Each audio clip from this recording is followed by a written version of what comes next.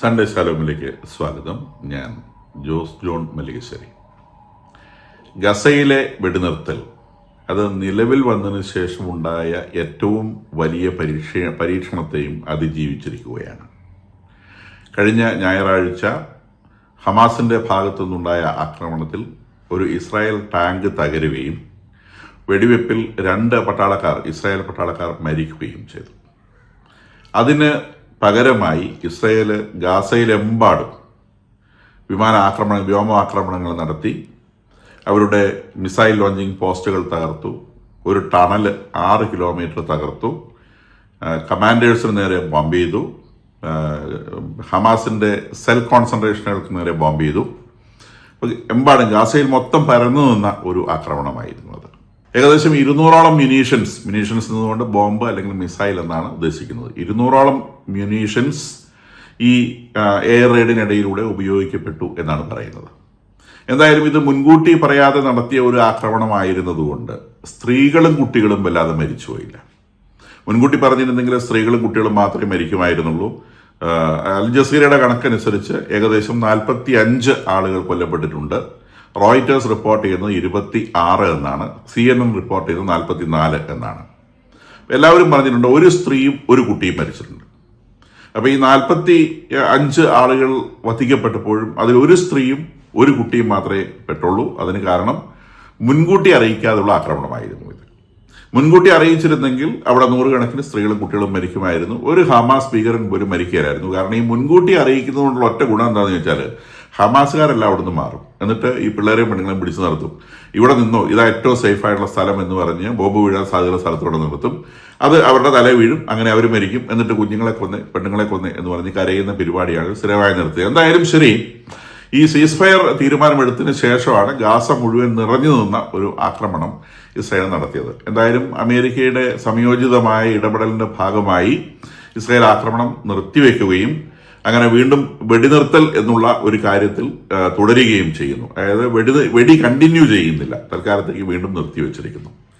Javed കുഷ്ണറും Steve വിറ്റ്കോഫും ഇന്ന് ഇസ്രായേലിലെത്തും. ഈ വെടിനിർത്തൽ വീണ്ടും എൻഫോഴ്സ് ചെയ്ത് നെതന്യാഹുവിനെ പിടിച്ചു നിർത്താൻ വേണ്ടിയാണ്. JD Vance American vice president ഒരു ടീമുമായി അദ്ദേഹം അടുത്ത ഈ ആഴ്ച തന്നെ ഇസ്രായേലിലെത്തുമെന്ന് വിചാരിക്കുന്നു. വെടിനിർത്തലിന്റെ അടുത്ത സ്റ്റേജുകളെ കുറിച്ച് ഡിസ്കസ് ചെയ്യാനാണെന്നാണ് പറയപ്പെടുന്നത്. വാസ്തവത്തിൽ അത് പ്രധാനമായും ഈ വെടിനിർത്തൽ തുടരുക എന്നുള്ള ലക്ഷ്യത്തെക്കുറിച്ചാണ്. കാരണം ഹമാസിന്റെ കണക്കനുസരിച്ച് ഇതുവരെ 80 വെടിനിർത്തൽ വയലേഷൻസ് സംഭവിച്ചിട്ടുണ്ട് എന്നാണ് അവർ പറയുന്നത് ഇസ്രായേലിന്റെ ഭാഗത്ത് നിന്ന്. എന്താണ് ഈ വെടിനിർത്തൽ വയലേഷൻ? ഇന്നലെ സംഭവിച്ചൊരു വെടിനിർത്തൽ വയലേഷനാണ്. അവരുടെ ഭാഗത്ത് നിന്നുണ്ടായ കാര്യം അവർ എണ്ണുന്നില്ല. അത് എണ്ണൂല. ഈ യെല്ലോ ലൈൻ എന്ന് പറഞ്ഞ ഒരു സാധനമുണ്ട്. അതായത് ഇസ്രായേൽ ഇപ്പോൾ പിൻവാങ്ങിയിട്ടുള്ളത് ഗാസയുടെ ഏകദേശം 55% അവരുടെ കയ്യിൽ നിൽക്കത്തക്ക രീതിയിൽ, 45% ഇസ്രായേലിന്റെ നിയന്ത്രണങ്ങളിൽ നിന്ന് പുറത്താകത്തക്ക രീതിയിൽ, 55% ഇസ്രായേലിന്റെ നിയന്ത്രണത്തിൽ നിൽക്കത്തക്ക രീതിയിൽ ഒരു ലൈനിന്റെ പിൻഭാഗത്തേക്കാണ് ഇസ്രായേൽ പിൻവാങ്ങിയിട്ടുള്ളത്. ഈ യെല്ലോ ലൈനിൽ ആരും അപ്രോച്ച് ചെയ്യാൻ പാടില്ല. അപ്രോച്ച് ചെയ്താൽ ഇസ്രായേൽ വെടിവെക്കും.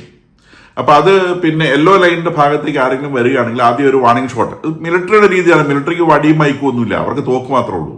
അതുകൊണ്ട് അവരവിടെ ചെന്നിട്ട് ഇങ്ങോട്ട് വരല്ലേ എന്നൊന്നും ആരോടും പറയുന്ന പ്രശ്നമില്ല. അവിടെ മിലിറ്ററി പോസ്റ്റുകൾ ഉണ്ടാവും. ആ മിലിറ്ററി പോസ്റ്റുകളിൽ നിന്ന് ആദ്യം വാർണിംഗ് ഷോട്ട് വരും. വാർണിംഗ് ഷോട്ട് കഴിഞ്ഞിട്ട് വീണ്ടും നിൽക്കാതെ മുന്നോട്ട് വരുന്ന ആളുകളെ യെല്ലോ ലൈൻ ക്രോസ് ചെയ്യാൻ ശ്രമിക്കുന്നവരെ അവർ വെടിവെക്കും. അങ്ങനെ വെടിവെച്ച് ഇതുവരെ ഏകദേശം 45 ആളുകൾ മരണപ്പെട്ടിട്ടുണ്ട് എന്നുള്ളതാണ് പാലസ്തീൻകാരുടെ കണക്ക്. കഴിഞ്ഞ ദിവസം ഒരു വാഹനം അങ്ങനെ തന്നെ വെടിവെച്ച് തകർത്ത് കളഞ്ഞു ഇസ്രായേൽ. അതൊരു ഫാമിലിയുടെ വാഹനമായിരുന്നു എന്നാണ് ഇവർ പറയുന്നത്. വാസ്തവത്തിൽ ഇതെല്ലാം ഒളിപ്പോരാളികളാണ്, വേഷം മാറി വരുന്ന ആളുകളാണ്. അത് ഇസ്രായേലിന് അക്കാര്യത്തിൽ യാതൊരു സംശയവുമില്ല. അതുകൊണ്ട് തന്നെ കാരണം ഗാസയിലുള്ള ആളുകളെ സംബന്ധിച്ച് മിലിറ്ററി റൂളുകൾ ഒട്ടും അപരിചിതമായ ആളുകളല്ല. അവരെപ്പോഴും ജീവിക്കുന്ന ഇതിനകത്താണ്, യുദ്ധങ്ങളുടെ നടുവിൽ ജീവിക്കുന്നവരാണ്. അതുകൊണ്ട് യുദ്ധങ്ങളുമായി ബന്ധപ്പെട്ട മിലിറ്ററി റൂളുകൾ ഒരുപക്ഷെ അവർക്ക് സ്കൂളിലെ യൂണിഫോം നിയമത്തെക്കാൾ കൂടുതൽ വ്യക്തമായിട്ട് അറിയുന്ന കാര്യമാണ്. കാരണം അവിടെയും കുട്ടികളെ ഇവരെ യുദ്ധത്തിന് ഉപയോഗിക്കുന്നു. എറണാകുളത്ത് സ്കൂളിലാണെങ്കിലും ശരി, സ്പർദ്ധ വളർത്താൻ, അവരുടെ വർഗീയത വളർത്താൻ കുട്ടികളെ അവർ ഉപയോഗിക്കുന്നു. ഒരിടത്ത് കുട്ടികളെ മരണത്തിന് വിട്ടുകൊടുക്കുന്നു, വേറൊരു സ്ഥലത്ത് കുട്ടികളെ പരസ്യത്തിന് വിട്ടുകൊടുക്കുന്നു. അവരെ സംബന്ധിച്ച് കുട്ടികൾ എന്ന് പറയുന്നത് അവരുടെ മതത്തിന് വേണ്ടി ഉപയോഗിക്കാനുള്ള ചില സാധനങ്ങളാണ്.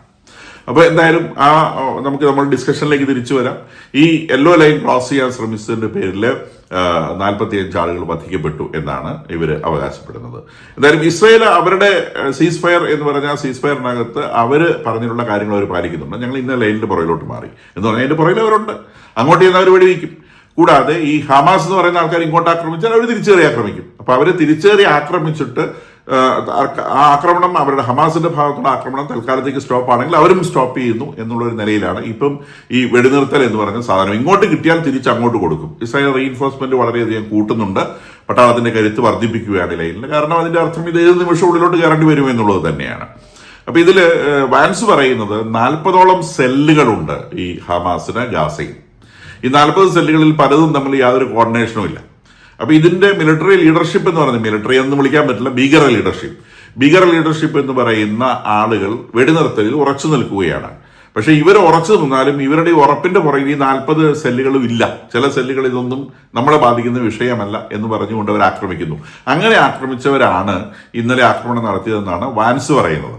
അപ്പൊ അതുകൊണ്ട് അദ്ദേഹം പറയുന്നത് ഈ പറയുന്ന വെടിനിർത്തൽ കരാറിലെ ഏറ്റവും ഇമ്പോർട്ടന്റ് ആയിട്ടുള്ള പോയിന്റ് എന്ന് പറയുന്നത് ഹമാസിന്റെ കയ്യിൽ നിന്ന് ഉള്ള തോക്കി കൊണ്ട് പിടിച്ചു വാങ്ങി വെക്കുക എന്നുള്ളതാണ്. അതായത് ഡിസാർമമെന്റ് എന്ന് പറയുന്ന സംഗതിയാണ്. അപ്പൊ അതിന് ഹമാസ് സമ്മതിക്കുമോ ഇല്ലയോ എന്നുള്ളതാണ് ഏറ്റവും ക്രൂഷ്യൽ ആയിട്ടുള്ള ഇഷ്യൂ എന്നുള്ളതാണ് വാൻസ് പറയുന്നത്. അപ്പൊ അത് എങ്ങനെ നടപ്പാക്കാം എന്നതിനെ കുറിച്ച് ചിന്തിക്കാനാണ് പ്രധാനമായിട്ടും അദ്ദേഹം വരുന്നത്. അപ്പൊ അദ്ദേഹം പറയുന്ന അറബ് രാജ്യങ്ങൾ ഒരു ഫോഴ്സിനെ അയച്ച് ഇവരെ ഡിസാം ചെയ്യാമെന്നാണ് പറഞ്ഞിട്ടുള്ളത്. അറബ് രാജ്യങ്ങളൊന്നും ഇപ്പൊ കാര്യമായിട്ട് വർത്താനം പറയുന്നില്ല. കാരണം ഈ പരിപാടി നടക്കുമോ എന്നുള്ള കാര്യത്തിൽ അവർക്ക് നല്ല സംശയമുണ്ട്. ഇതിലിടപെട്ട് കഴിഞ്ഞാൽ ചിലപ്പോൾ അവരുടെ പട്ടാളക്കാരുടെ തല പോകാനുള്ള നല്ല സാധ്യതയുണ്ടെന്നുള്ളതും അവർക്കറിയാം. അപ്പൊ അതുകൊണ്ട് അവരിപ്പോ തൽക്കാലം മിണ്ടാതെ ഇങ്ങനെ നിൽക്കുകയാണ്. പ്രസ്താവനകളൊന്നും പുറത്തേക്ക് വരുന്നില്ല. ഞങ്ങൾ ഇങ്ങനെ ഒരു ഫോഴ്സിനെ റെഡിയാക്കിയിട്ടുണ്ടെന്നോ അല്ലെങ്കിൽ ഇങ്ങനെ ഒരു ഫോഴ്സിനെ വിടാൻ തയ്യാറാണ്, വി ആർ റെഡി എന്നുള്ള ഒരു വാക്ക് ഒരു രാജ്യത്തിൽ നിന്നും പുറത്തു വരുന്നതായി നമ്മൾ കാണുന്നില്ല എന്നുള്ളത് പ്രത്യേകം ശ്രദ്ധിക്കേണ്ട കാര്യമാണ്. അപ്പൊ ഇതില് ഇന്നലെ തന്നെയും ഹമാസിന്റെ ഇപ്പോൾ എക്സിസ്റ്റിംഗ് ആയിട്ടുള്ള ചില കമാൻഡേഴ്സിനെ തട്ടിക്കളയാൻ സാധിച്ചിട്ടുണ്ട് എന്നാണ് പറയപ്പെടുന്നത്. ഇസ്രായേലിനെ സംബന്ധിച്ച് ഞാൻ നേരത്തെ സൂചിപ്പിച്ചത് 2 ഭടന്മാരെ നഷ്ടപ്പെട്ടു, 3-4 പേർക്ക് ഇഞ്ചുറി ഉണ്ട്. അതിനിടയിലൂടെ ട്രംപ് കഴിഞ്ഞ ഫ്രൈഡേ ആണ് അദ്ദേഹം പറഞ്ഞത് ഒരു വലിയ ഒരു കൊലപാതക സീരീസിന് ഹമാസ് പാലസ്തീനിൽ പ്ലാൻ ചെയ്യുന്നുണ്ട്. അതായത് ആയിരക്കണക്കിന് ആളുകളെ വധിക്കുവാനായിട്ട് ഹമാസ് പ്ലാൻ ഇട്ടിട്ടുണ്ട് എന്നാണ് ട്രംപ് പറയുന്നത്. അത് അവരുടെ ശത്രുക്കളായിട്ടുള്ള ആളുകളുടെ കുടുംബങ്ങളെ അങ്ങനെ തന്നെ ഉന്മൂലനം ചെയ്ത് കളയുക. അവിടെ പിന്നെ സ്ത്രീയും കുട്ടിയൊന്നും ഉണ്ടാവില്ല, അവരെ ഉന്മൂലനം ചെയ്യുമ്പോൾ സ്ത്രീയും കുട്ടിയൊന്നുമില്ല. അപ്പൊ അത് അവരുടെ കുടുംബങ്ങളെ അങ്ങനെ തന്നെ വേരോടെ പിഴുത് കളയത്തക്ക രീതിയിലുള്ള ഒരു ആക്രമണ പരിപാടി ഇവർ ആസൂത്രണം ചെയ്തിട്ടുണ്ട്. അങ്ങനെ ചെയ്യുകയാണെങ്കിൽ അത് സീസ് ഫയർ വയലേഷനായി കണക്കാക്കി ഇസ്രായേലിന് ഗാസയെ ആക്രമിക്കാനുള്ള പെർമിഷൻ കൊടുക്കുമെന്ന് ട്രംപ് പറഞ്ഞിരുന്നു. അപ്പൊ ഇത് ഹമാസ് ഇന്ന് നിഷേധിച്ചിട്ടുണ്ട്. അങ്ങനത്തെ കാര്യങ്ങളൊന്നുമില്ല, ഞങ്ങൾ അങ്ങനെയൊന്നും ചെയ്തിട്ടില്ല, പ്ലാൻ ചെയ്തിട്ടില്ല. അമേരിക്ക ഇസ്രായേലിന്റെ ഭാഗത്ത് നിന്നുകൊണ്ട് തങ്ങളെ ഈ സീസ് ഫയർ വയലേഷൻ ആരോപിച്ച് തങ്ങളെ വീണ്ടും ആക്രമിക്കാനുള്ള പണി ചെയ്യുകയാണ് എന്നാണ് ഹമാസ് ഇതിനെക്കുറിച്ച് റെസ്പോണ്ട് ചെയ്തിട്ടുള്ളത് എന്ന് നമുക്ക് മനസ്സിലാക്കാം. കൂടാതെ ഇസ്രായേല് അവരെ ആക്രമിച്ചതിന്റെ പേരിൽ അവര് ഗാസയിലേക്കുള്ള 600 ട്രക്കുകളാണ് ഇപ്പം ഓരോ ദിവസവും ഗാസയിലെ സഹായങ്ങളുമായി പ്രവേശിക്കുന്നത്. അത് തടയും എന്നവർ പറഞ്ഞിരുന്നു. അമേരിക്കയുടെ ശക്തമായ ഇടപെടലിനെ തുടർന്ന് തൽക്കാലത്തേക്ക് അത് തടയേണ്ട എന്ന് അവർ തീരുമാനിച്ചിട്ടുണ്ട്. പക്ഷെ റാഫ ഈജിപ്തിലേക്ക് പാലസ്തീനികൾക്ക് ചികിത്സ അതുപോലത്തെ ആവശ്യങ്ങൾക്ക് കടന്നു പോകേണ്ട റാഫ ഗേറ്റ് ഇതുവരെ തുറക്കാൻ ഇസ്രായേൽ തയ്യാറായിട്ടില്ല. അവരുടെ ബന്ധികളുടെ ശവശരീരങ്ങൾ തിരിച്ചു കിട്ടാതെ അവർ ആ ഗേറ്റ് തുറക്കുന്ന പ്രശ്നമില്ല എന്ന നിലപാടിൽ അവർ ഉറച്ചു നിൽക്കുകയാണ്. അപ്പൊ ഇതുവരെ 28 ശവശരീരങ്ങൾ കൊടുക്കേണ്ടതിൽ 12 എണ്ണമാണ് അവരെ കൊടുത്തിട്ടുള്ളത്. ബാക്കി 16 ശവശരീരങ്ങൾ ഇപ്പോഴും അവരുടെ കയ്യിലുണ്ട്.